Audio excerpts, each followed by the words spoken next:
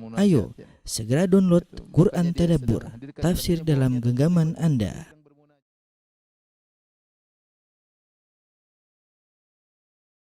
Bismillahirrahmanirrahim. Assalamualaikum warahmatullahi wabarakatuh. Alhamdulillahi ala ihsani wa syukru lahu ala taufiqihi wa amtinani. Asyhadu an la ilaha illallah wahdahu la syarika lahu ta'ziman li sya'ni wa asyhadu anna Muhammadan abduhu wa rasuluhu da'ila ridwani. Allahumma shalli alaihi wa ala alihi wa ashabihi wa ikhwani. Ibu yang dirahmati Allah Subhanahu wa taala. Insyaallah pada kesempatan kali ini kita akan mulai membahas suatu kitab yang ditulis oleh Al-Hafidz Ibnu Hajar rahimahullahu taala di akhir dari kitab Bulughul Maram ya. Kita tahu Bulughul Maram adalah kitab koleksi hadis-hadis hukum. Dari awal dimulai dengan kitab Thaharah berdasarkan hadis-hadisnya sampai di penghujungnya beliau membawakan suatu kitab namanya Kitabul Jami'. Dibuka dengan kitab Thaharah biasanya, kemudian kitab Shalat dan seterusnya. Dan di penghujungnya dibuka dengan di akhirnya ditutup dengan Kitabul Jami'. Apa yang dimaksud dengan Kitabul Jami'? Kitabul Jami' maksudnya adalah kitab Al-Jami' artinya mengumpulkan ya. Dia mengumpulkan beberapa bab yang berkaitan dengan akhlak ya, berkaitan dengan akhlak. Jadi agar ada gambaran bagi ibu-ibu. Jadi ibu kita akan bahas namanya Kitabul Jami' ya.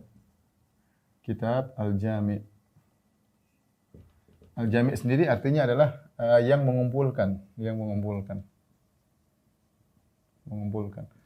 Mengumpulkan apa? Mengumpulkan beberapa bab ya, mengumpulkan beberapa bab dalam satu kitab ya, satu kitab. Sebenarnya Kitabul Jami' ini berasal dari Bulughul Maram ya. Dari Bulughul Maram. Bulughul Maram adalah kitab tentang koleksi hadis-hadis hukum. Hadis-hadis hukum ya. Yang disusun oleh Ibnu Hajar rahimahullahu taala. Nah, di penghujungnya ada namanya Kitabul Jami'. Bulughul Maram dimulai biasanya kitab Thaharah ya.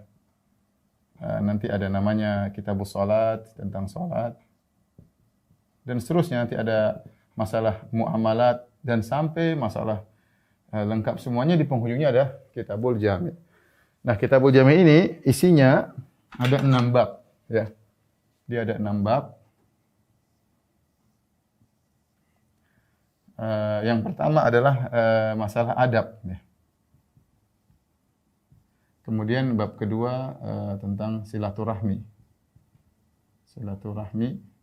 Kemudian yang ketiga tentang bab zuhud dan wara'.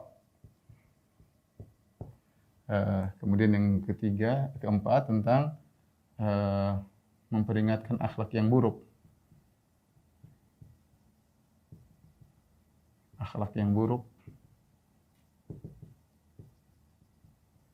Kemudian yang selanjutnya yang kelima memotivasi akhlak yang baik.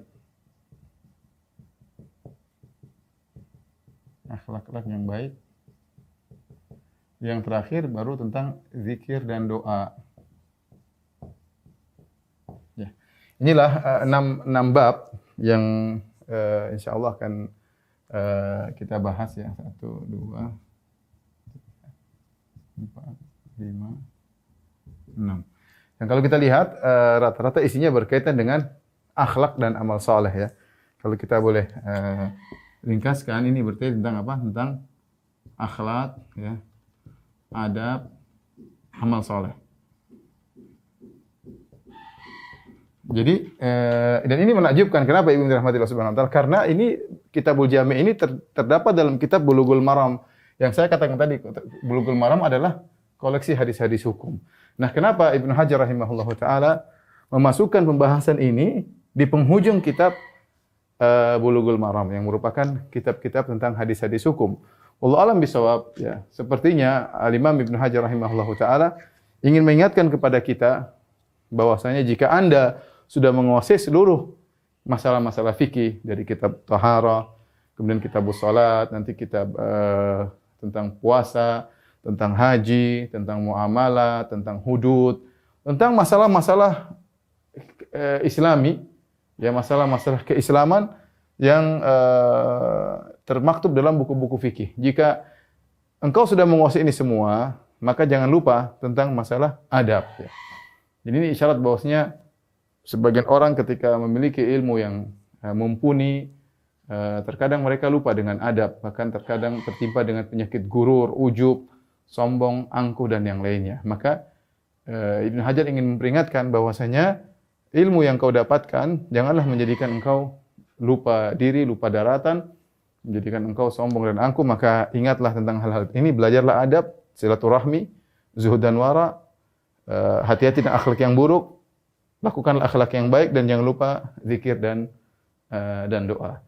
Inilah kira-kira pembahasan tentang Kitabul Jami', ya.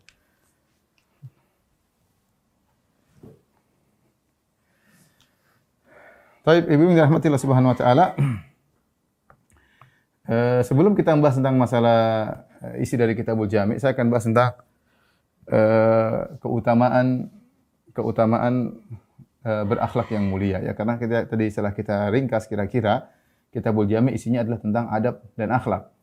Ya, kenapa kita harus belajar adab? Kenapa harus belajar akhlak? Kenapa harus berzikir? Kenapa harus ini harus kita perhatikan karena adab dan akhlak adalah perkara yang sangat diperhatikan dalam syariat, ya. Sangat diperhatikan dalam syariat, ya. Dan banyak perkataan para ulama menjelaskan tentang pentingnya belajar adab. Di antaranya ada beberapa poin yang saya kumpulkan tentang keutamaan akhlak yang mulia. Agar ada gambaran bagi kita bahwasanya ibadah itu bukan hanya baca Quran, bukan hanya salat, bukan hanya misalnya puasa, haji dan umrah. Di antara ibadah yang agung adalah kita berinteraksi dengan orang lain. Allah membuka pintu-pintu pahala dari sisi yang lain, dari sisi interaksi seseorang dengan yang lainnya, dari sisi interaksi seorang dengan suaminya, ya, seorang dengan istrinya, dengan anaknya, dengan tetangganya, dengan orang tuanya. Dia berinteraksi dengan teman kantornya, bahkan bagaimana berinteraksi dengan musuh yang musuhi kita, berinteraksi dengan lawan, ya, berinteraksi dengan Allah Subhanahu wa taala. Ternyata interaksi kita dengan orang lain kalau kita bangun di atas akhlak yang baik, maka akan membuka pintu-pintu pahala yang sangat banyak. Ya. Jadi saya ulangi, ini yang jadi terkadang dilalaikan oleh sebagian orang. Mereka menyangka namanya ibadah itu hanyalah baca Quran, salat, kemudian berpuasa, berhaji, berumrah, ya. Itu yang disebut dengan ibadah. Padahal di antara pintu-pintu pahala yang sangat besar adalah bagaimana muamalah terhadap orang lain, interaksi kita terhadap orang lain. Nah, kalau kita ternyata berinteraksi dengan interaksi yang baik, maka ladang pahala akan kita dapatkan sangat-sangat banyak. Baik, saya akan bahas tentang keutamaan akhlak yang mulia, bagaimana perhatian syariat terhadap seorang yang berakhlak mulia. Yang pertama, ibu yang dirahmati Allah Subhanahu wa taala, ya. Allah Subhanahu wa taala secara khusus memuji akhlak Nabi sallallahu alaihi wasallam. Dalam Al-Qur'an Allah bersumpah, wa innaka la'ala khuluqin azim, dan sungguhnya engkau benar-benar berada di atas akhlak yang agung. Ini Allah turunkan dalam surat Al-Qalam, Nun wal qalami wa ma yasturun ma anta bi ni'mati rabbika bimajnun wa inna laka la ajran ghairu mamnun wa innaka la ala khuluqin azim.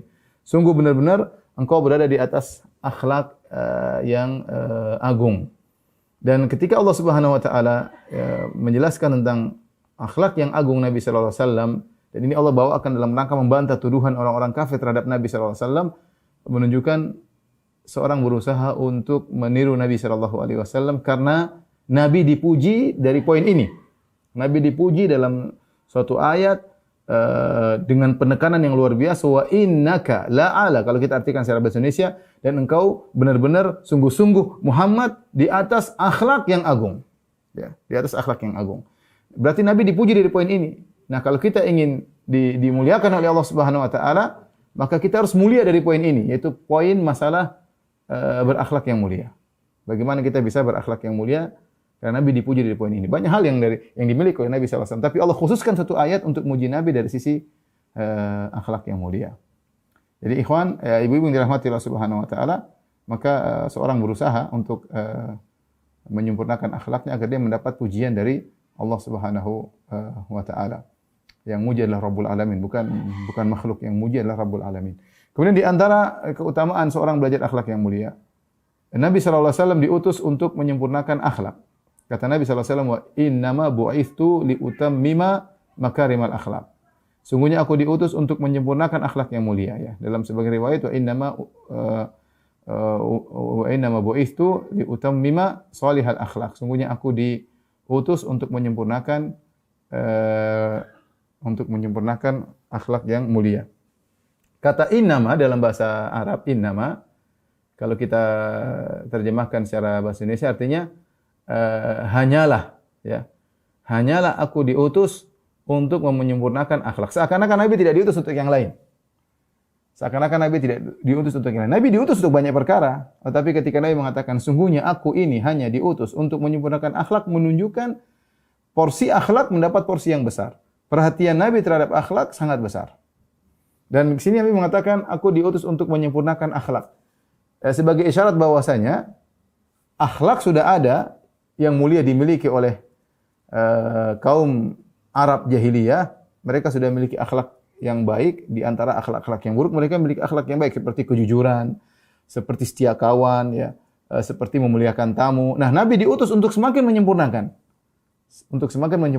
akhlak-akhlak tersebut. Makanya kita kalau mau jujur, kita akan dapati bahwasanya hadis-hadis berkaitan tentang akhlak sangat banyak. Sangat banyak. Nanti di antaranya akan kita jelaskan tentang masalah ini. Jadi ini memotivasi kita, ibu-ibu yang dirahmati Allah Subhanahu wa taala, agar belajar untuk akhlak. Ya, benar kita semangat belajar thaharah, belajar salat, tapi kita juga belajar akhlak agar kita dapat pahala banyak dalam kehidupan kita sehari-hari, karena kehidupan kita tidak kosong dari bermuamalah, berinteraksi dengan orang lain.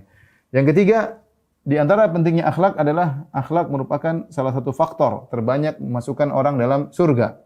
Ya, ketika Nabi SAW ditanya tentang apa yang menyebabkan orang banyak masuk surga, kata Nabi SAW, taqwallah wa husnul khuluq. Taqwallah wa husnul khuluq. Yang paling banyak menyebabkan orang masuk surga adalah bertakwa kepada Allah dan akhlak yang mulia. Masihkah kita ragu bahwa ternyata banyak orang masuk surga gara-gara akhlak mulia? Ini Nabi yang menjawab. Banyak orang masuk surga mungkin sisi ibadahnya kurang, mungkin sedekahnya kurang, ya. Mungkin baca Qur'annya kurang, tapi dia punya akhlak yang mulia. Ya, bermuamalah yang baik terhadap orang tuanya, terhadap suaminya, terhadap anaknya, terhadap tetangganya. Dengan akhlak yang mulia, dia masuk surga. Bahkan banyak orang, faktor yang paling banyak, aktsaru ma yudkhilun nas al-jannah, yang paling banyak masukkan orang dalam surga, di antaranya taqwallah wa husnul khuluq, akhlak yang mulia. Kemudian di antara keistimewaan akhlak yang mulia, Nabi SAW menjadikan akhlak mulia merupakan barometer keimanan seseorang. Ya, kalau mau tahu tingkat iman seseorang, lihat akhlaknya. Ya, meskipun mungkin dia bolehlah ilmunya tinggi, hafalannya banyak, bolehlah pakaiannya masya Allah ya, sesuai dengan sunnah, bolehlah dia selalu baca Quran. Tapi kalau akhlaknya bobrok, ini imannya nggak beres berarti. Yang menjadikan barometer keimanan adalah akhlak siapa? Adalah Nabi SAW. Kata Nabi SAW, akmalul mu'minina imanan ahsanuhum khuluqa. Sungguhnya yang paling sempurna imannya adalah yang paling baik akhlaknya. Wa khiyarukum linisa'ihim. Dan sebaik-baik kalian yang paling terbaik bagi istrinya. Lihat di sini, ya, Nabi menjadikan barometer keimanan dengan akhlak. Jadi ibu-ibu kalau mau tahu bagaimana iman ibu-ibu, di antara barometernya lihat akhlak ibu-ibu.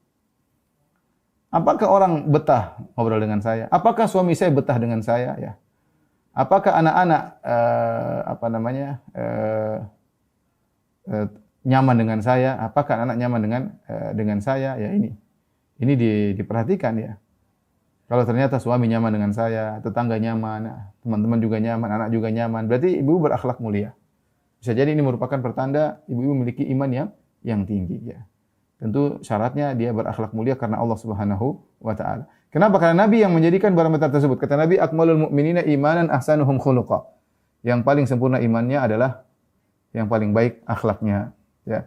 Kemudian juga di antara keistimewaan akhlak yaitu kecintaan Nabi semakin besar kepada orang yang paling baik akhlaknya. Kecintaan Nabi semakin besar kepada orang yang paling baik akhlaknya. Kata Nabi sallallahu alaihi wasallam, "Inna ahabbakum ilayya ahsanukum akhlaqa." Orang yang paling aku cintai di antara kalian yang paling baik akhlaknya.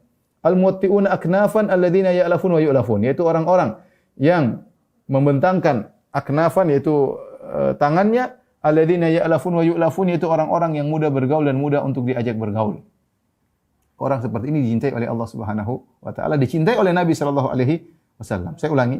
Kata Nabi sallallahu alaihi wasallam, "Inna ahabbakum ilayya ahasinukum akhlaqa." Orang yang paling aku cintai di antara kalian yang paling baik akhlaknya. Siapa mereka yang paling baik akhlaknya? Ini al-muwatti'un aknafan. Itu mudah membentangkan tangannya, mudah bergaul sama siapa saja.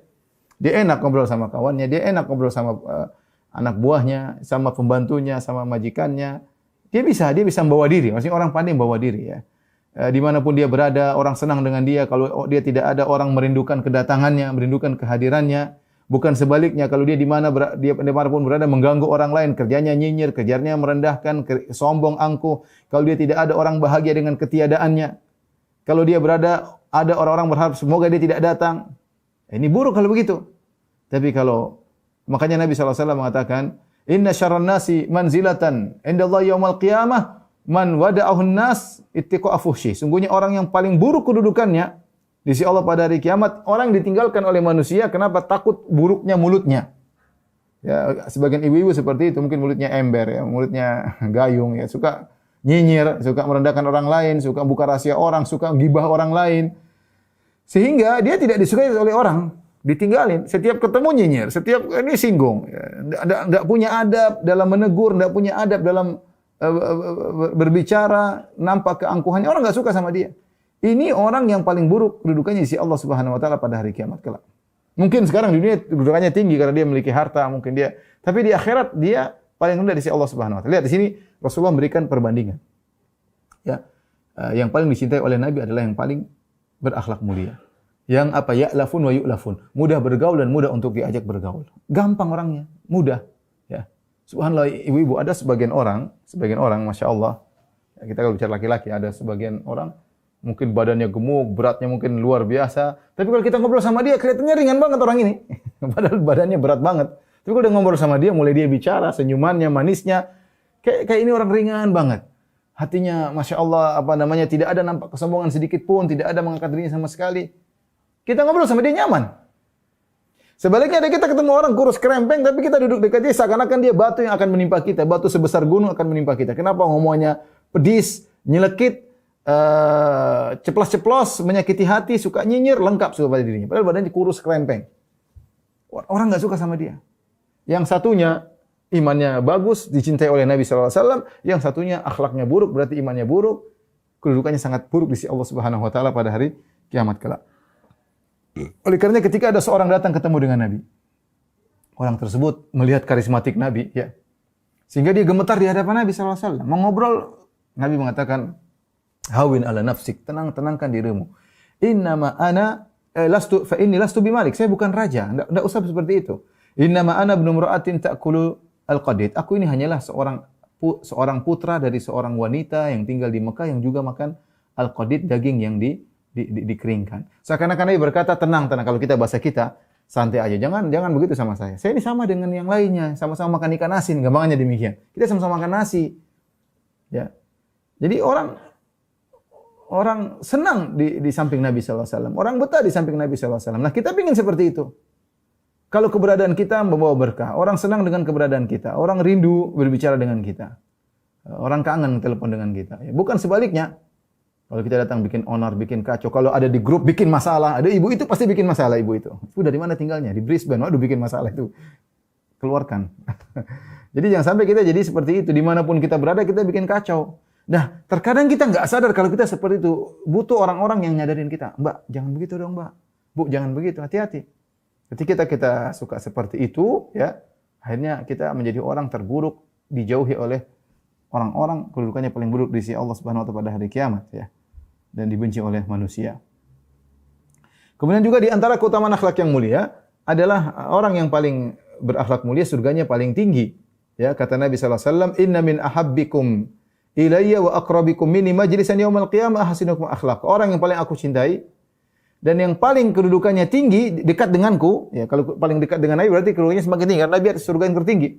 Kata Nabi, "Wa aqrabikum minni majlisan." Yang paling dekat denganku pada hari kiamat kelak kedudukannya ahasinukum akhlaq, orang yang paling baik akhlaknya. Menakjubkan ikhwan, ada seorang yang mungkin ibadahnya kurang, tapi dia akhlaknya mulia, ternyata dia meraih kedudukan yang tinggi sampai dekat dengan Nabi sallallahu alaihi wasallam, ya. Kemudian di antara keistimewaan akhlak yang mulia, ya, bahwasanya akhlak yang mulia mudah dilakukan kepada banyak orang. Mudah. Orang kalau murah senyum, dia murah senyum sama siapa saja, mudah. Kalau dia bertutur kata yang lembut, dia mudah bertutur kata lembut kepada siapa saja.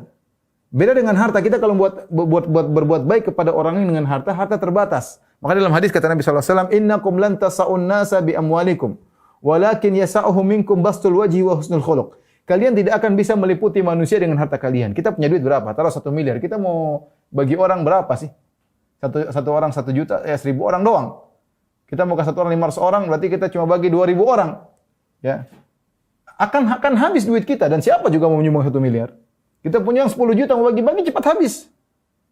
Kita tidak mampu menguasai manusia dengan harta kita kurang. Tapi kalau dengan akhlak mulia bisa. Kita ketemu 100 orang kalau kita murah senyum mudah. Kita mau ke 5.000 orang kalau kita murah senyum mudah. Kita bertutur kata dimanapun dengan kata-kata yang lembut semua orang. Kita bisa dapat pahala dari banyak orang. Beda dengan harta, pahala kita terbatas. Perhatikan di sini. Ini di antara keistimewaan akhlak yang mulia. Kita punya harta, pahala kita terbatas. Kita bisa berinteraksi dengan harta kita berapa orang sih? Taruhlah 10 juta, saya punya ingin sedekah 10 juta. Berapa? Satu orang taruhlah 200.000, ya paling berapa? Terbatas. Setelah itu, duit kita habis. Tapi kalau akhlak mulia, tutur kata yang baik, senyuman yang indah, tidak merendahkan orang lain, menghargai orang lain, kita bisa lakukan sama 1 juta orang. Siapapun yang kita ketemu, kita bisa dapat pahala. Setiap kita berinteraksi, kita dapat pahala. Di antara keistimewaan akhlak yang mulia, bisa meraih pahala dari banyak sisi. Ya, beda dengan duit habis. Ya, makanya Nabi mengatakan innakum lan tasa'un nasa bi amwalikum. Kalian tidak bisa meliputi hati manusia dengan harta kalian. Walakin yasa'uhum minkum bastul wajhi, tapi dengan senyuman wajah, senyuman dari wajahmu bisa meliputi mereka. Wa husnul khuluq, dan akhlak yang mulia. Subhanallah. Murah senyum, apa susahnya? Ada orang susah sekali senyum, kayaknya senyumnya mahal ya. Budi bayar dulu baru senyum. Tinggal buka gigi sebentar, apa susahnya? Ibu-ibu juga begitu. Jangan susah untuk senyum. Baik. Kemudian yang ke-8, akhlak mulia mudah mendatangkan pahala dari waktu yang lama ya. Saya kasih gambaran begini, maksudnya gini. Saya kalau baca Quran, ya taruhlah saya baca Quran setengah jam atau 15 menit. Saya kalau taruhlah sholat sunnah atau sholat malam, taruhlah 20 menit, setengah jam atau 1 jam, oke lah. Setelah itu capek sudah. Pahala sudah selesai. Baca Quran selesai pahala. Tapi lihat akhlak yang mulia. Betapa banyak waktu kita gunakan interaksi dengan manusia lain.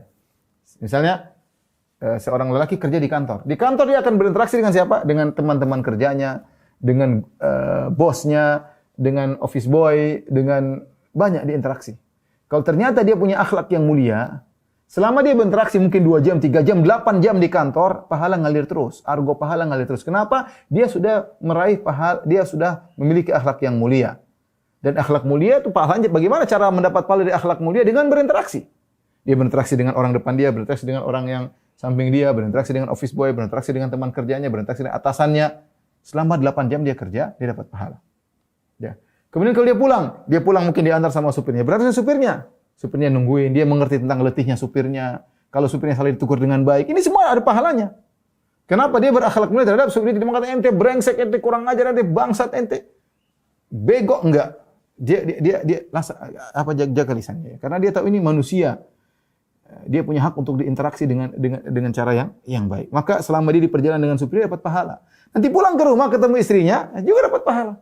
Senyum ketemu istrinya, senyum ketemu anaknya dipeluk, istrinya dicium keningnya. Luar biasa. Kemudian dia ngobrol sebentar sama istrinya, bercanda. Itu bukan pahala, itu pahala ibu-ibu. Jangan disangka itu enggak ada pahalanya, itu pahala. Jangan bayangkan baca Quran cuma pahala. Pahala cuma baca Quran, cuma salat. Interaksi kita dengan orang lain, maka itu adalah membawakan akhlak yang mulia. Makanya Syekh Sa'di rahimahullah punya pernyataan yang indah. Dia mengatakan bahwasanya akhlak yang mulia itu mencakup waktu yang sangat panjang. Dan kita terus terang, waktu kita kebanyakan interaksi. Ibu-ibu coba, apa interaksi ibu-ibu? Ibu interaksi di rumah mungkin dengan pembantu, di rumah ngurusi suami, ngurusi anak-anak, kadang telepon orang tua, kadang kontak dengan pembantu, kadang interaksi di WhatsApp. Ini semua interaksi kan? Nah, kalau ibu bisa berakhlak yang mulia, menjaga tutur kata yang baik, akhlak yang mulia, murah senyum dan yang lainnya, maka selama ibu berinteraksi pahala ngalir terus. Inilah rahasia kenapa Pak akhlak mulia pahalanya sangat besar. Sebab masuk surga. Sebab dicintai oleh Nabi SAW. Sebab dekat dengan Nabi pada hari kiamat kelak. Ya, dan lain halnya. Kenapa? Karena dia mendatangkan pahala yang sangat banyak ya. Makanya Nabi SAW mengatakan, "Ma min syai'in athqalu fi mizanil mu'min yaumal qiyamah min husnil khuluq." Tidak ada satu pun yang paling berat timbangannya pada hari kiamat seperti akhlak yang mulia. Ini Nabi yang ngomong, akhlak mulia timbangannya berat. Maka benar sabda Nabi, "La tahqiranna minal ma'rufi syai'an walau an talqa akhaka biwajhin taliq." Jangan kau meremehkan kebaikan apapun meskipun hanya tersenyum ketika ketemu dengan saudaramu. Ibu-ibu apa susahnya ketemu dengan ibu senyum? Kalau bicara, ya gimana Bu? Jangan bicara main HP melulu enggak perhatian. Ini namanya gimana? Tunjukkan kita menghargai orang lain ketika dia berbicara.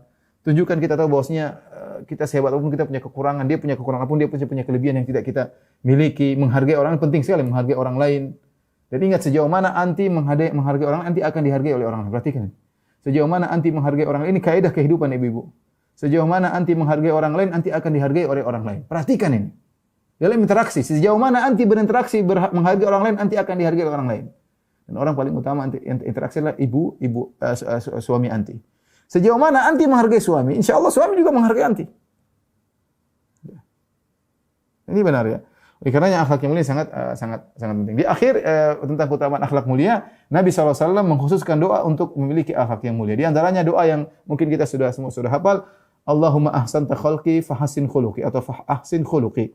Yang artinya ya Allah sebagaimana engkau telah memperindah rupaku, maka indahkanlah akhlakku. Ini sebagian orang menyangka doa untuk bercermin, padahal tidak, ini doa umum. Mau bercermin, mau lagi di jalan, mau tatkala sujud, mau tatkala tasyahud akhir, kita boleh berdoa, Allahumma ahsanta khalqi fahsin khuluqi. Itu kita bertawassul dengan sifat Allah ya, di mana Allah telah memperindah rupa kita sebagai manusia, maka ya Allah indahkanlah akhlakku. Jangan kau jadikan aku seorang yang rupanya indah tapi akhlak bobrok. Betapa banyak wanita seperti itu. Masya Allah penampilan luar biasa, cantiknya tapi dalam hatinya penuh dengan kesombongan, keangkuhan, suka hasad, suka dengki dan yang lainnya ya. Padahal di casingnya luar biasa, cantik, menarik ya, anggun tapi hatinya bobrok luar biasa. Kita tidak ingin seperti kita ingin Allah menjadikan rupa kita indah, kita ingin juga akhlak kita diindahkan oleh Allah Subhanahu wa taala. Di antara doa Nabi sallallahu alaihi wasallam, doa dan ini Nabi baca ketika doa istiftah dari hadis Ali bin Abi Thalib radhiyallahu anhu, doa istiftah yang panjang di penghujungnya Nabi berkata, Allahumma hdini li ahsanil akhlaqi la yahdi li ahsaniha illa ant wasrif anni sayyi'aha la yasrifu anni sayyi'aha illa ant. Ya, artinya ya Allah, tunjukkanlah aku kepada akhlak yang terbaik. Tidak ada yang bisa menunjukkan aku kepada akhlak yang baik kecuali Engkau ya Allah. Aku tidak bisa tawadhu, aku tidak bisa murah senyum, aku tidak bisa menghilangkan sifat pelit kecuali Engkau yang memberikan aku seperti itu ya Allah. Wasrif anni sayyi'ah, ya Allah jauhkanlah aku dari sifat-sifat yang buruk, dari sombong, dari ujub, angkuh, merendahkan orang lain, suka emosi, pelit. La yasrifu anni sayyi'ah illa, tidak ada yang bisa membuat aku berpaling dari akhlak-akhlak buruk tersebut kecuali Engkau ya Allah. Di antara doa Nabi sallallahu alaihi wasallam juga yaitu Allahumma inni a'udzubika min munkaratil akhlaqi wal a'mali wal ahwa.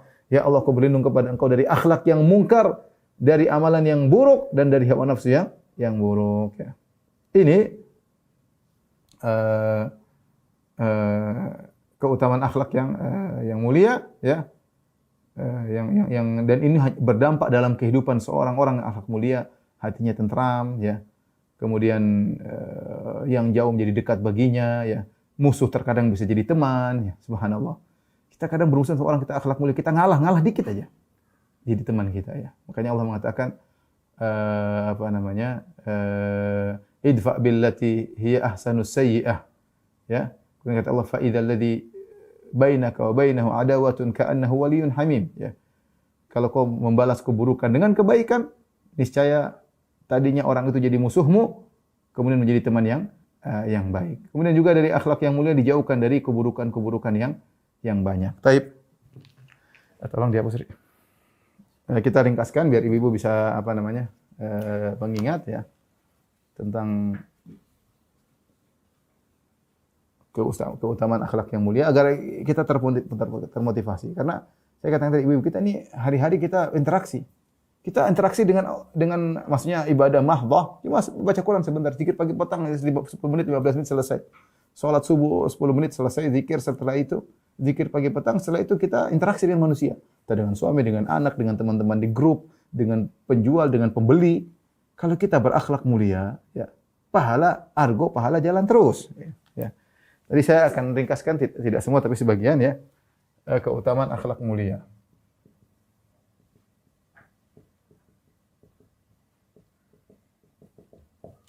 Tadi di antaranya apa Ibu? Di antaranya Nabi bersumpah, ya. Allah bersumpah, Allah memuji Nabi karena akhlak yang agung. Nah, kalau Anda ingin dipuji oleh Allah, berakhlak yang mulia, ingin dipuji oleh Allah. Meskipun Anda akan dipuji Allah, akan dipuji oleh manusia. Jangan cari pujian manusia, berakhlak mulia. Akhlak mulia harus ikhlas karena Allah. Jangan kita murah senyum karena ingin dipuji manusia. Jangan kita rajin bersedekah karena ingin dipuji oleh manusia. Jangan kita tawadu karena ingin dipuji manusia. Kita ingin dipuji oleh Allah, bukan dipuji oleh manusia. Tetapi kalau kita tulus dalam berakhlak mulia, Allah memuji kita dan manusia juga akan memuji kita. Di antaranya Allah memuji Nabi karena akhlak yang agung. Yang kedua, Nabi SAW diutus untuk memperbaiki akhlak. Memperbaiki akhlak. Kemudian di antara tadi sudah kita sebutkan bahwasanya keutamaan akhlak yang mulia, yaitu bahwasanya surga semakin tinggi dengan akhlak yang mulia. Ya. Kemudian di antaranya juga bahwasanya yang paling dicintai oleh Nabi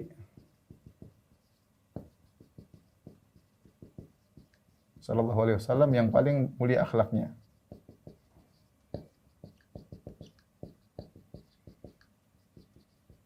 Apalagi tadi kita sebutkan di antara keutamaan akhlak yang mulia, barometer keimanan. Semakin mulia akhlak, semakin tinggi keimanan.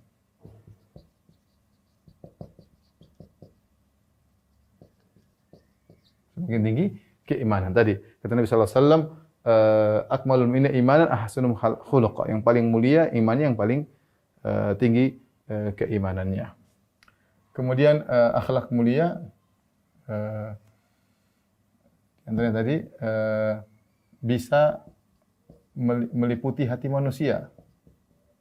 Meliputi hati manusia, banyak manusia yang tidak bisa dilakukan harta, yang tidak bisa diraih dengan harta. Kenapa? Karena harta terbatas, akhlak tidak terbatas. Ya, kalau ditanya kenapa Ustaz? Karena harta terbatas. Adapun akhlak tidak terbatas. Akhlak tidak terbatas. Saya tadi contohkan, kalau kita mau bagi duit sama orang, kita punya 10 juta, paling bagi 100 orang sudah habis, satu orang 100 ribu habis semua. Tapi kalau kita senyum, mau 1 juta orang, kita bisa senyum, apa susahnya? Senyum 1 juta orang, 1 miliar orang, kita bisa senyum.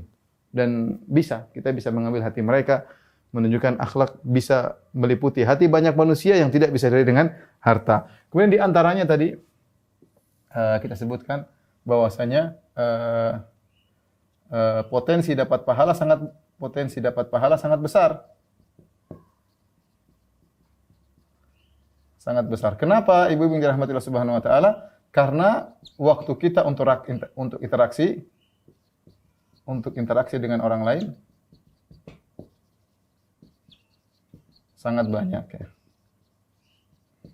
Tadi sudah saya sebutkan, seorang wanita di rumah interaksi sama siapa? Interaksi sama suaminya, interaksi sama pembantunya, interaksi sama anaknya, interaksi sama tetangganya, interaksi sama grup WhatsApp-nya, interaksi sama guru anak-anak ya. Kalau seorang akhlak mulia, dia berusaha berjuang untuk mencapai akhlak yang mulia, begitu dia mencapai titik akhlak mulia, argo pahala jalan terus. Berinteraksi sama pembantunya dapat pahala. Berinteraksi sama supirnya dia dapat pahala, apalagi sama suaminya. Dia servis suaminya dengan sebaik-baiknya ya. Ya, dia menghargai, dia menservis anak-anaknya, dia layani anak dengan baiknya. Maka inilah yang membedakan antara ibadah-ibadah lain. Kalau ibadah lain kita baca Quran cuma sebentar, sholat mungkin sebentar, akhlak argo pahala jalan terus. Ya, karenanya argo pahala jalan terus.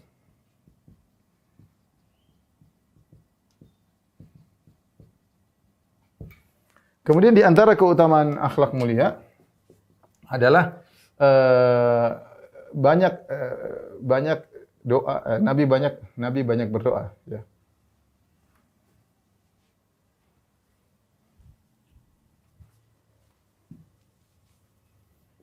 Nabi Shallallahu Alaihi Wasallam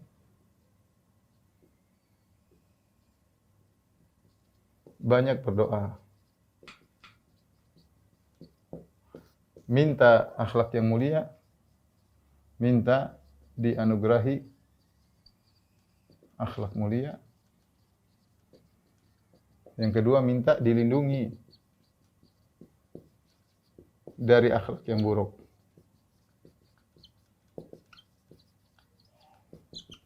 Inilah kira-kira 1, 2, 3, 4, 5, 6, 7, 8 poin-poin tentang keutamaan akhlak yang mulia. Yang ini semua membuahkan apa, ibu-ibu? Membuahkan apa? Buahnya yang kita rasakan di dunia sebelum di akhirat, ya. Buahnya di dunia sebelum akhirat. Apa? Hidup bahagia. Pertama, hidup bahagia. Hidup bahagia. Bayangkan ibu-ibu seorang mudah memaafkan, bahagia. Yang suka dendam, sengsara. Bayangkan orang yang dermawan, bahagia, mudah sedikit kasih ini mudah. Yang pelit, sengsara. Orang yang suka pelit, sengsara. Jadi akhlak yang mulia hidup bahagia. Kemudian apa? Membahagiakan orang di sekitarnya. Orang-orang di sekitarnya. Suaminya bahagia, anak-anaknya bahagia, pembantunya bahagia. Semua orang dekat dengan dia bahagia. Berangan-angan pembantu tidak ingin meninggalkan rumahnya. Kenapa? Senang kerja di situ. Kenapa? Dia berakhlak mulia sama pembantunya. Sebagian orang kerja tidak betah. Ya. Sebagian suami tersiksa karena istrinya. Ya ukhti, hati-hati. Suaminya menderita, seakan-akan ini orang paling menderita di dunia ini. Kenapa istrinya? Aduh, jangan tanya sudah. Suka marah-marah, tidak pernah berterima kasih, nuntutnya banyak. Kalau sama orang ketawa ketiwi, ya sama suaminya marah-marah melulu. Ya. Kemudian mau poligami tidak boleh, menderita dia laki-laki ini. Paling menderita di alam semesta, kenapa? Istrinya bikin dia begitu. Jadi kalau seorang wanita salihah, Masya Allah, dia bahagia, suaminya betah sama dia, ngobrol sama dia betah. Sama kalau suami juga akhlak buruk, pelit saja. Suami pelit saja, istrinya sangat menderita. Sangat-sangat menderita, suami pelit. Mau ke salon nggak ada duit, mau ini nggak bisa, padahal tabungan banyak ya. Sedikit-sedikit emosi. Orang kalau sudah pelit, bawaannya suka emosi. Karena sedikit, itu mahal loh, emosi. Kasihan. Anak-anak menderita, istrinya menderita. Orang berakhlak mulia, hidupnya bahagia. Ya, bahkan yang jauh menjadi dekat. Ya, yang jauh menjadi dekat.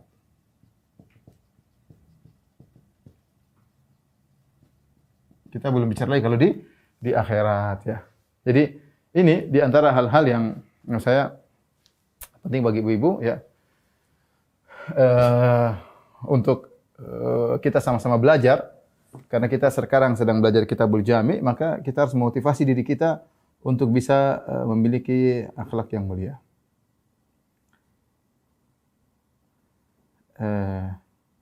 Taib, tolong dihapus ya. Taib, ibu rahmatillah subhanahu wa ta'ala, akhlak ada dua model ya. Akhlak ada dua model ya. Akhlak yang mulia ada dua model. Ada yang namanya khuluqun jibilli. Jibilli itu dari sananya seperti itu. Yang kedua namanya khuluq muktasab, yang diusahakan. Yang jibilli seperti dalam hadis Rasulullah SAW pernah berkata kepada Al-Ashaj ya, inna fika khoslataini yuhibbahumullah al-hilmu wal anad.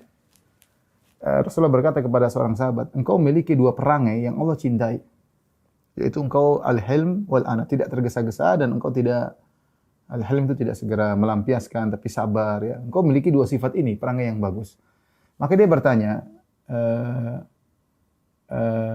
ajabalani Allahu alaihima am takhallaqtu bihima. Kama dia berkata, ya Rasulullah, ini dua akhlak, apakah dari sananya Allah kasih kepadaku atau aku yang berusaha untuk meraihnya? Kata Nabi SAW, bal jabalakallahu alaihima. Allah Subhanahu wa taala menjadikan engkau memiliki dua akhlak tersebut. Ini namanya akhlak dari sananya. Ada orang seperti yang dari sananya murah senyum. Kenapa? Bisa jadi contohnya dia lahir dalam keluarga yang ternyata ayah ibunya murah senyum. Sehingga dia terdidik dan dari sananya memang murah senyum, ramah sama orang, sudah adab, sudah berkembang dalam kehidupannya. Dari sananya seperti itu. Ada orang dari sananya sabar, diganggu apa dia tidak mudah emosi. Tidak mudah emosi, sabar, kemudian senyum, nerimo, ada seperti itu. Dari sananya seperti itu.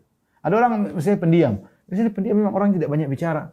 Bicara, senyum, sedikit-sedikit dia mungkin sibuk sendiri, tidak suka ngumpat sana ngumpat sini, tidak suka merendahkan orang lain. Dari sananya seperti itu.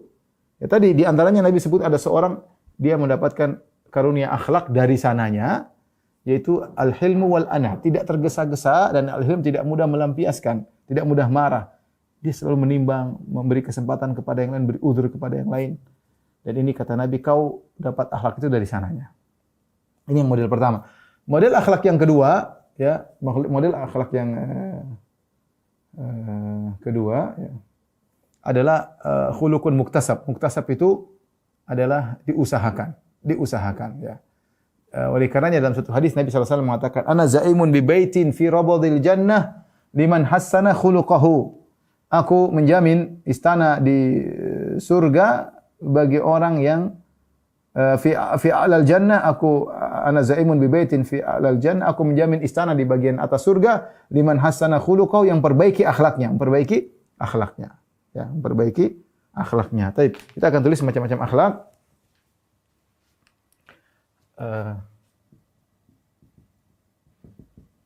Akhlak mulia. Ini sudah kita singgung ada dua, yang jibilli itu dari sananya, anugerah dari Allah.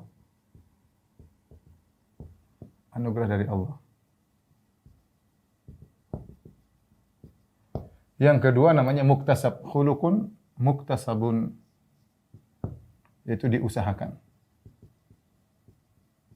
Maksudnya apa diusahakan? Dari buruk, akhlak buruk menjadi akhlak baik. Dia usahakan. Dan ini pahalanya besar. Nabi SAW mengatakan, ana zaimun bi baitin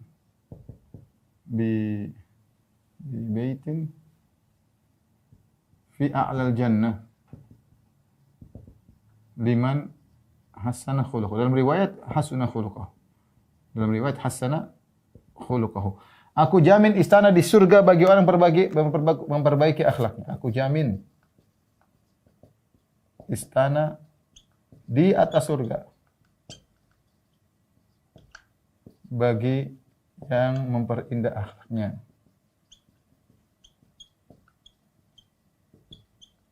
Taib. Ini menunjukkan kita dianjurkan untuk memperindah akhlak. Taib. Jika timbul pertanyaan ibu yang dirahmati Allah, mana yang lebih baik? Apakah jibilli, akhlak dari sini baik, atau muktasab, diusahakan? Maka ada dua pendapat di kalangan para ulama. Mana akhlak yang baik, jibilli atau muktasab? Ditinjau mana yang lebih baik daripada keduanya. Ditinjau dari pahala mengusahakannya, maka muktasab lebih besar pahalanya. Karena dia berusaha, bagaimana dia berubah dari akhlak yang buruk menjadi akhlak yang baik. Dari pelit menjadi dermawan, dari suka marah menjadi sabar. Dari wajahnya selalu abus, lalu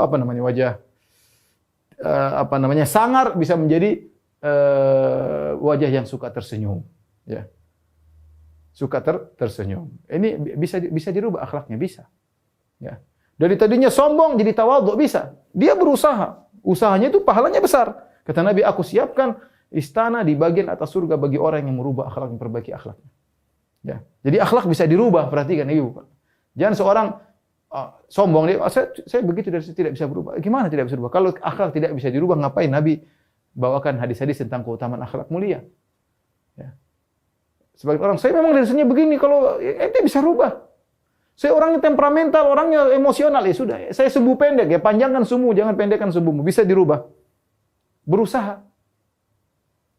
Ibu juga demikian, sebagai ibu, aduh saya suka marah, kenapa kalau lihat suami gini saya cepat emosi. Sabar, rubah dirimu. Itu akhlak buruk. Sebagian orang ngaku, Ustaz saya pemarah, Ustaz itu buruk. Rubah.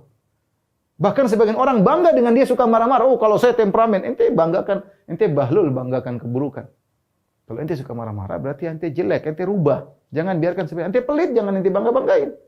Ya. Tidak boleh orang mengatakan saya sudah dari sananya begini tidak akan berubah. Ente bohong namanya.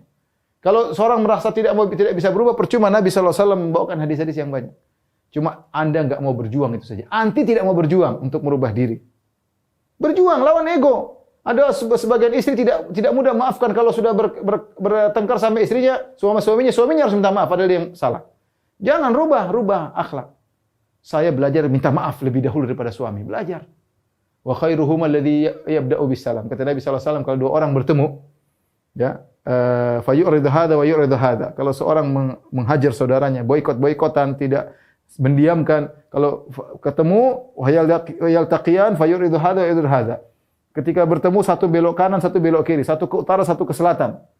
Kata Nabi SAW, wa khairuhuma, yang terbaik di antara mereka berdua, alladzi yabda'u bisalam. Yang pertama kali mengucapkan salam. Anti ukhti, anti kalau ribut sama suami. Anti yang di luar bilang, suamiku minta maaf, saya minta maaf. Meskipun anti yang benar. Anti dapat kebaikan di sisi Allah Subhanahu wa taala. Dapat surga, ya. Dunia cuma sebentar, ya. Kita mau isi kehidupan kita dengan marah-marah, omel-omelan, dendam, harus ngaku kamu yang salah, mau ngangkat ego kita ngapain? Rubah akhlak.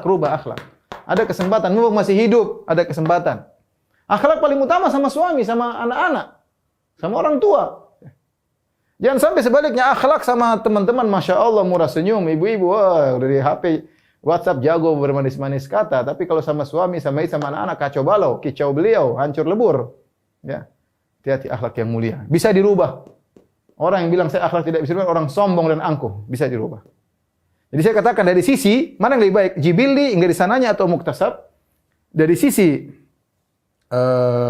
usaha untuk meraih akhlak, maka ini yang dapat pahala lebih bagus. Tapi dari sisi kekokohan, ya, dari sisi kekokohan akhlak, maka jibilli yang paling bagus. Artinya, kalau akhlak yang diusahakan, kadang-kadang bisa berubah. Misalnya ada orang dulu preman, kemudian dia jadinya tukang emosi, kemudian dia sabar, jadi orang sabar. Ada suatu saat dia emosi, dia bilang, saya dulu preman. Kembali lagi masa lalunya. Artinya bisa terjadi. Tapi kalau dari sananya stabil, sabar ya sabar terus begitu. Kalau murah senyum terus. Ini kalau dari sisi apa namanya kestabilan ini lebih stabil. Tapi intinya yang ingin saya sampaikan pada Ibnu Rahmat sebenarnya akhlak bisa dirubah. Seorang berjuang, ya. Saya sering sampaikan, saya pernah diundang makan di satu kawan-kawan ngundang, ada seorang tuan rumah yang ngundang. Ketemu setiap orang senyum. Insyaallah ketemu saya senyum, semua disenyumin. Si makan kambing enak kita makan. Kita makan ngobrol-ngobrol, orangnya lembut, latif lembut sekali, thayyib lembut sekali. Saya tidak mau balago, saya tidak berlebih-lebihan. Orangnya lembut ya. Makanya saya bilang saking lembutnya mungkin seperti cewek, saking lembutnya ramah sekali senyumannya. Begitu saya pulang, saya ngobrol sama teman saya, dia bilang, "Ustaz, tahu tadi si fulan yang undang kita?" "Iya." "Ustaz itu dulu orang suka marah-marah, Ustaz. Saya tiba-tiba berubah begini, udah lama enggak ketemu lagi kok ramah seperti dulu, suka ngamuk-ngamuk, marah-marah. Sekarang Ustaz dia suka senyum, sampai kalau dia beli barang sama saya, dia tawar sambil senyum, saya tidak bisa nolak. Saya kasih meskipun murah." Saking dia murah senyumnya. Jadi ibu-ibu yang suka wajahnya abus, sangar sama suami, dirubah dong ya. Ketemu suami baru dari pagar sudah pasang senyum dong, sudah senyum, suamiku datang, terus bukain bajunya bukain sepatunya latih diri. Mau cari pahala enggak, hidup cuma sebentar. Hidup sebentar terus mau ngapain? Cari pahala. Ntar lagi ibu udah tua, udah peot, udah enggak cantik lagi. Hiasi kecantikan ibu, pertahankan kecantikan ibu dengan akhlak yang mulia. Ini saya cuma mau sampaikan kepada ibu-ibu karena ya kita bilang kita jangan terpedaya dengan dunia ya. Jadi latih diri kita untuk merubah akhlak. Yang paling utama adalah kepada orang terdekat kita, pada suami, kepada anak-anak, kepada orang tua. Timbul pertanyaan, bagaimana cara bisa meraih akhlak yang mulia? Ini caranya gimana dong? Caranya agar bisa akhlak mulia? Gimana caranya ibu-ibu? Ya perlu usaha. Pertama, jangan lupa niat. niat dan doa. Kalau nggak niat ya nggak bisa ya. Saya niat, saya bertekad, niat, doa dalam kurung tekad ya. Apalah namanya lah. Saya ingin berakhlak mulia, harus berjuang. Kemudian yang kedua, men-scan diri, mendeteksi akhlak yang buruk pada diri. Akhlak yang buruk pada diri. Gimana cara mendeteksinya Ustaz? Betapa banyak orang akhlak buruk nggak sadar dia akhlak buruk. Betapa banyak orang sombong dia merasa dia tawadhu. Sudah sombong kelihatan banget dia merasa dirinya apa? Tawadhu. Ya. Caranya ya kita belajar tentang akhlak yang baik, belajar tentang akhlak yang buruk. Caranya gimana? Bisa jadi pertama belajar. Caranya belajar. Ya. Apa yang dipelajari? Mengenal akhlak yang baik. Mengenal akhlak-akhlak yang baik. Kemudian apa yang kita pelajari? Mengenal akhlak-akhlak yang buruk. Apa saja sih? Agar kita tahu. Kita belajar. Akhlak buruk, oh ternyata saya begini, ternyata saya suka hasad, ternyata saya suka riya, ternyata saya suka begini, ternyata, oh kita belajar dong. Kalau kita nggak belajar, kita nggak tahu. Yang kedua, tanya sama orang. Ya. Sama orang yang amanah. Karena apa orang bilang? Apa blind spot ya, suatu keburukan tidak bisa lihat sendiri, orang lain bisa lihat. Tanya sama, kalau saya Ustaz tanya sama murid saya, tanya sama kawan saya, tolong nasihati. Nanti ada yang nasihati, Ustaz antum begini. Ya, kita terima. Ini kita tanya sama orang yang tulus. Coba ibu duduk sama suami, Mas saya mau nanya Mas jujur ya. Apa mau nanya, sayang? Saya mau nanya Mas, sebenarnya akhlak saya baik atau buruk? Tanya baik sama suami. Mas jujur ya, nanti kalau saya bilang akhlak buruk kamu ngamuk. Enggak, saya jujur, jadi saya enggak ngamuk, enggak marah. Udah, akhlakmu ada yang baik, ada yang buruk. Yang buruk apa aja Mas? Tanya sama suami, insya Allah ngerti banget itu. Kamu satu, mungkin dibuat list bisa jadi 30 akhlak yang buruk. Kamu 1, 2, 3, 4. Kita pelajari dong, itu enggak apa-apa. Nah, kita gantian, kamu juga akhlaknya buruk Mas satu, ini saling perbaiki. Kalau kita malu tanya suami, tanya sama kawan, tanya sama adik, tanya sama kakak. Orang lain bisa melihat kekurangan kita. Ya. Kita mungkin kurang bisa melihat. Makanya tanya.